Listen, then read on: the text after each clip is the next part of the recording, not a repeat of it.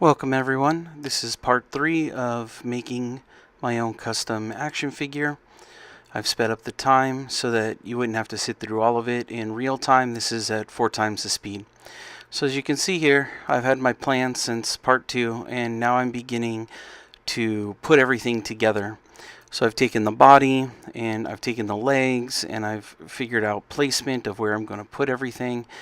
And then I cut them all in half, so I have the tops and the bottoms. I've also got them to the right size of where they're going to be placed and the right placement of the sides and so on. So now I begin to scribe out what I want to remove from the body so that the joint then is embedded to the body and not just attached with like a pin system. And I thought this would be the best way when I go to cast a mold. So once I cut it out with just a box cutter, it slices through Super Sculpey really easy. I just molded it together, and I did that off camera because it would take forever to include every little bit. As you can see on the body down here at the bottom, I've got a couple notches. That's where I put the bottom pieces in, and then I did the same thing for all the bottom pieces. So now I've begun to sculpt out the center and work its way by just gently cutting out. Now remember, I have this set to 4 times the amount of speed. So as you can see, in some cases I go really slow. I'm just trying to be really careful with it.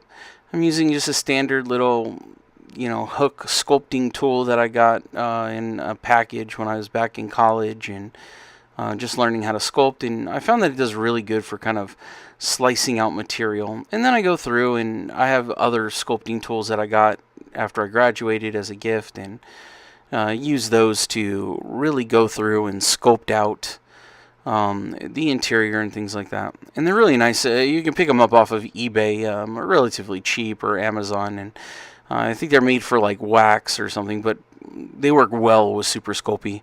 And they're just solid metal, so stainless steel. So I mean, they just go right through it, through Super Sculpey. And Super Sculpey works really well when it's warm. So if you're in a cold climate or something, usually like the new Sculpey that I'm going to use to add to or whatever, I just hold it in my hand, and it stays, it gets nice and warm, and then it's pliable and works really well. So as you can see here, I'm just gently going through and making sure to not dig out the rib system.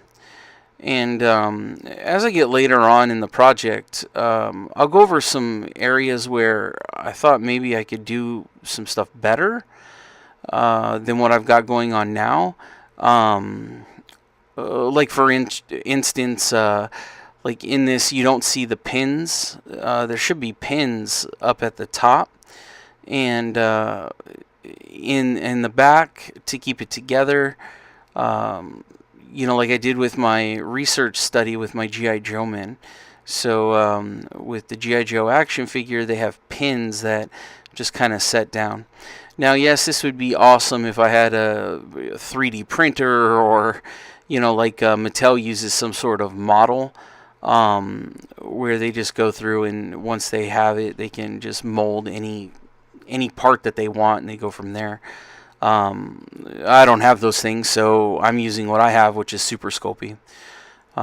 These things can be used, anyone can use any material that they want.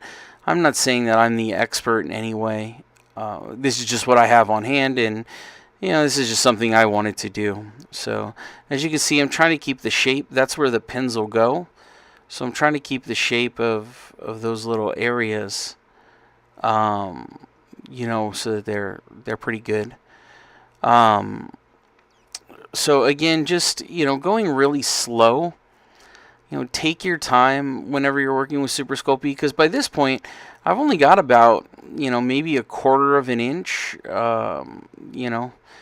of space, and I've lined up the space and the thickness that I want with my original design. So, and I'm looking at height as I go around with other other pieces. But again, I found that by the time I got to the end, the back end wasn't tall enough to meet the top, and it got disformed when just through carving it and everything, and going to town with it and so on.